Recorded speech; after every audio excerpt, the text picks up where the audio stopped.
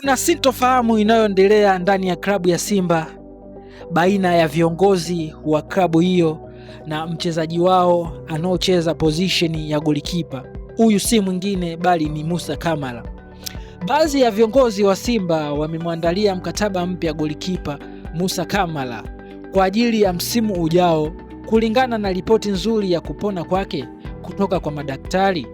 Lakini baadhi ya viongozi wengine wa Simba wanapinga mkataba huo kuhofia utendaji wake baada tu ya majeruhi yaliyokuwa yanamkabili hivi karibuni. Kwa hiyo mpaka sasa viongozi wote wa Simba hawajafika tamati ya maamuzi ya mwisho ya kumwongezea mkataba mpya Musa Kamara, kulingana na utofauti wa matakwa baina ya pande mbili za viongozi wa Simba, na mazungumzo bado yanaendelea katika kamati ya Simba ili kufikia tu tamati.